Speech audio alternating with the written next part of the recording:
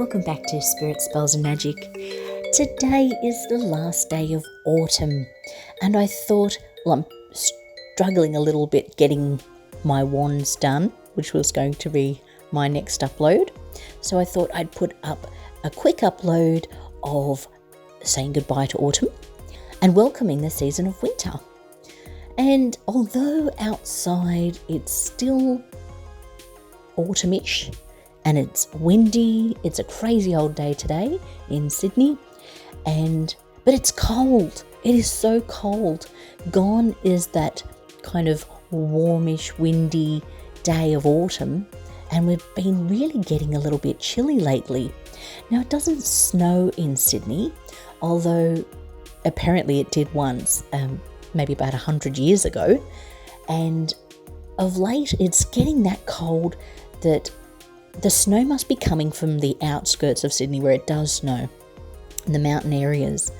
It has to be snowing somewhere. It feels so cold. It hasn't gone below zero or anything like that, and it doesn't usually get below zero in Sydney, but it is still frightfully cold. And I enjoy the kind of warmish days more than I like the cold. Actually, I don't really like the heat of summer either. I'm more of an autumn spring person where the temperature's room temperature, maybe a little warmer than room temperature. But for the most part, yeah, I like the passive seasons myself. Although I was born in summer, and they say that if you're born in summer, then you should really appreciate it a bit more. But no, I've got this pale English-Irish heritage skin that I really shouldn't be in this country. I should be back in England somewhere, not frying in the Australian sun. But yeah, possibly had I been brought up in England, been born in England for one, and brought up in England, perhaps I would be more enjoying summer than I do here in Australia, where the temperatures get kind of north of 40 degrees. So it's not all the time, but sometimes it gets quite hot. And then of course in the winter we don't get as cold as what England and Ireland would get, but it gets uncomfortably cold because you kind of don't really know what to wear. It doesn't get cold enough in Australia, in Sydney, for us to be wearing big snow gear or anything like that, big puffer jackets. But it still gets cold enough where you do wear a coat, socks, shoes, and try and keep as warm as possible. More blankets and quilts on the beds. But yeah, so we're kind of saying goodbye to autumn, and I thought in doing this I would update my altar, because I've still got some of the Samhain stuff, and I have all these little leaves that were pretty in colour and now they're all brown sitting on the altar. It looks really a bit yucky now. So I thought, why not freshen up the altar, give it a clean, and introduce some stuff for winter, or Yule, which Yule will be in a few weeks, on the 21st of June, I believe it is, or 21st, 22nd of June in Australia, and we celebrate Yule. So I'm going to be popping up a couple of episodes based around Yule activities and Yule cooking and things like that. Drag my daughter into a couple of episodes as well. And yeah, so we at the moment we're still working on a wand video showing you I thought I could hear something. how to make a wand. Just got a parrot in and the what lens at the its moment. meaning is. And until we get that up and running, I thought I'd pop this up as a little fill-in, and also show you my altar update, because it's not really autumn past today. So I wanted to ensure that I started winter with a fresh look on the altar. And as we go through winter, I'm going to be updating the altar with some crafts around Yule. Now, in Australia, it's not Christmas, and in the Northern Hemisphere, they celebrate Yule at Christmas. For them, it's 22nd of December, I believe, around that time. So naturally, the shops cater for Christmas.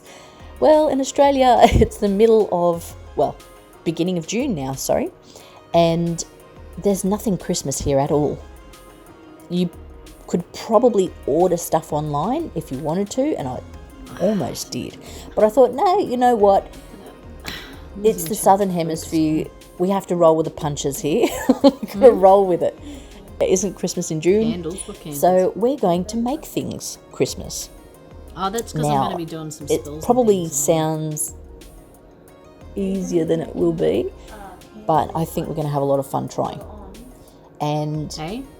yeah, and we'll try and learn a little bit about the old traditions as well as we go, because I've watched a few YouTube videos from other guys in the Northern Hemisphere, from the areas where pagan traditions and Celtic traditions originated.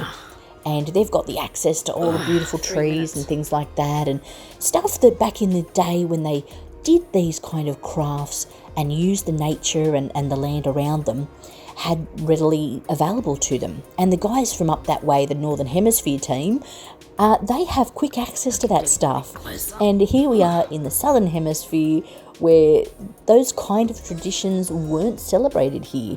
I mean, the first people, the Aboriginal people, would have different traditions than what would have been in the Northern Hemisphere, obviously. And the first people would have used the trees and the nature around here to do their traditional ceremonies and things like that, corroborees. So I have to try and work around that. I mean, don't get me wrong, there's probably English trees out here somewhere, I'm not sure, but we've got a plethora of gum trees and wattle and other things that are native to Australia. And we'll probably try and find those things to incorporate into our crafts and our altar for Yule, because it is a time where the flowers are gone, the veggies and food, the harvests is over. So we will definitely have to look at that. And in Yule and winter is a time where everything is kind of stopped. I won't say dead, because the trees and things aren't dead. They're just kind of in a little bit of a hibernation, like a bear in the northern part of the world would be. Hibernation for winter. So everything kind of goes into a little bit of a hibernation. So there's a lack of things to use. But they did it in the Northern Hemisphere during winter, and we can do it in the South. Absolutely. We'll work something out. But we're going to have a lot of fun doing it, and I hope you guys enjoy the videos and enjoy the altar update. Now we start by removing everything that reminds us of autumn.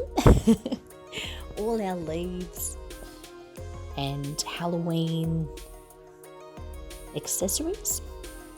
We're left with dust and dirt, so we're going to remove all of that while looking outside at the sunshine, although it was frightfully cold this morning. But we need to get rid of and clean our altar. And this is a good time to use your besom or broom, if you have one, just to dust around, even if it's only just metaphorically. Now we're adding all the things we have for Yule so far, which isn't a lot. It's only just going into winter now.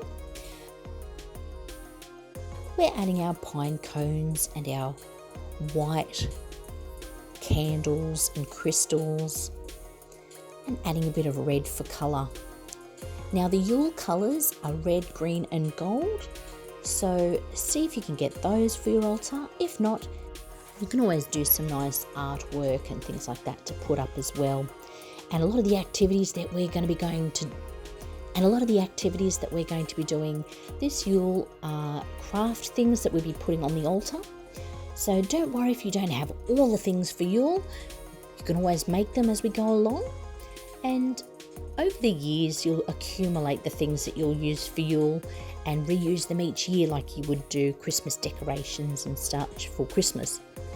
But I hope you enjoyed this episode on the changing of the altar from autumn to winter. the start of the wheel of the year, and we're going to have a lot of fun doing these activities upcoming.